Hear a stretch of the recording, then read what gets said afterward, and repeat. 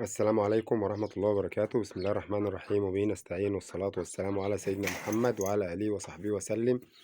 النهاردة معانا يا جماعة العجلة ديت فيها الجلد العقد زي ما احنا شايفين، أو دور الحب زي الفلاحين ما بيبقوا عارفين اسمه.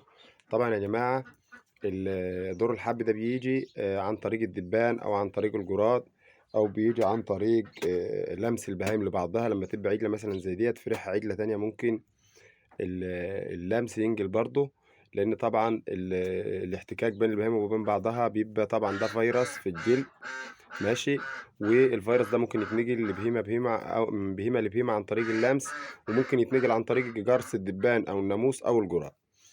طبعا او الحجن يا جماعه الملوثه برضو، تاخدوا بالكم ايام انتشار العدوى يا جماعه من الدكتور. لو انت بتلقح او انت بتحصن او انت بتعمل اي حاجه وعندك عجله مثلا عندها سخونيه وبتدي لها حجنه، اي حجنه، لازم ان الدكتور يغير السن بتاعه عشان ما ينجلكش المرض لو هو كان عند ناس عندهم مرض او بهايم تانية بيعالج. المرض يا جماعة بيبتدي زي ما احنا شايفين، بيبقى فيه حب على العجلة زي ده كده. طبعا الحب ده كده يا جماعة، العجلة دي عدت الحمد لله، عدت مرحلة الخطر، والحب ده طالما بدأ يفتح كده وينشف خلاص هو كده تمام. هي مسألة وقت بقى العجلة طبعا يا جماعة. في بداية الحب ده ما بيبقى طالع لسه، بيبقى تحت الجلد، وطبعا كلنا عارفينه بيبقى تحت الجلد. آه، بيبقى بارز شوية من الجلد كده زي الحباية دي كده أو زي ديت. وبيبقى طبعا زي ما انتم شايفين كده، بيبقى مبيبقاش فاتح زي دي، بيبقى كله تحت الجلد. طبعا بيخلي العجلة تقطع أكل في بداية المرض، وبيبان عليها أعراض طبعا إن هي بتبقى سخنة، درجة الحرارة بتبقى 41، وبتبدأ إن هي ما تاكلش.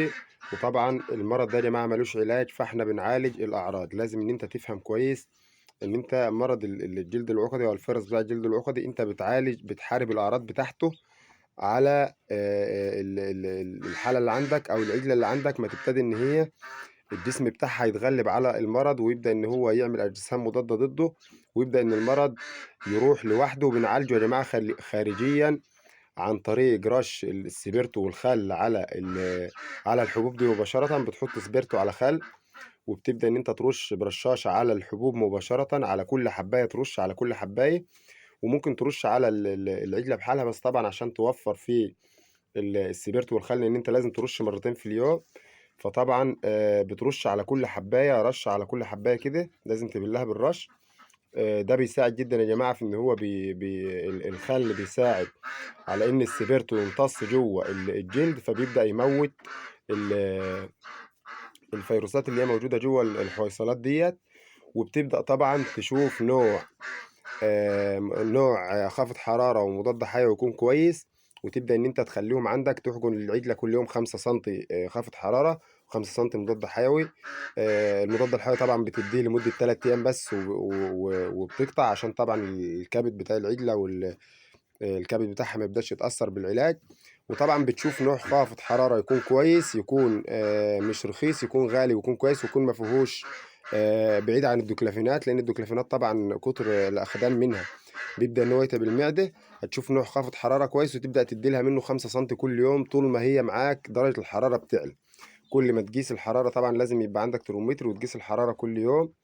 بتدي المضاد الحيوي 3 ايام زي ما احنا قلنا، السبيرت والخل مره الصبح ومره المغرب، لحد ما تبدا تحس ان الجلد يا اما بدأ يفتح بالطريقه ديت، هو كده برضو تمام، ما عادش منه خطر. يا اما الحويصلات ذات نفسها بدأت تخس وتنشف على ماهي، ما فتحتش بس نشفت، ما عادتش بارزه زي الاول، ما عادتش نشطه زي الاول، وبتبدأ ان هي تكبر، تبدأ تحس ان هي بتصغر عن الاول او بتنشف، وبيبدأ جسم العجله يمتص الحويصلات دي تاني، ويبدأ الجلد عادي زي ما كان. ممكن تفتح او ممكن ما تفتحش، المهم انت بتبدا بالرش لحد ما يحصل عندك حاجه من الاثنين، يا اما تفتح بالطريقه دي كده وتبقى نشفت وخلاص، يا اما الجلد يمتصها وتبدا ان هي تخس، يبقى انت تعرف ان العجله عندك بتخف. ومن علامه ان العجله بتخف عندك برضو ان درجه الحراره بتاعتها ما عادتش تعلى، يعني هي بتاخد عندك اول اسبوع او اول 10 ايام من المرض ما بيبدا يظهر عليها وبتبدا تسخن. إن هي بيبدأ طبعًا كل يوم بتقيس الحرارة، مثلًا تلاقيها سخنة تدّي لها مثلًا خافض حرارة النهارده، ممكن تعدّي يوم تبقى كويسة وتاني يوم برضه تسخن، أو كل يوم بتسخن. فالمهم إن أنت لازم تدّيها 5 سنتي كل يوم من اللي هو خافض حرارة يكون كويس، ما يكون بعيد عن الديكلافينات. طبعًا بالرش زي ما قُلنا الخل والسبرتو الصبح والمغرب لحد البؤر اللي عندك دي ما تفتح أو تبدأ إن هي تخس. وطبعًا بكده بنكون وصلنا لنهاية الفيديو. لو الفيديو عجبك اعمل لايك للفيديو واشترك في القناة لو أنت لسه مش مشترك، وفعل الجرس عشان يوصلك كل جديد. والسلام عليكم ورحمة الله وبركاته.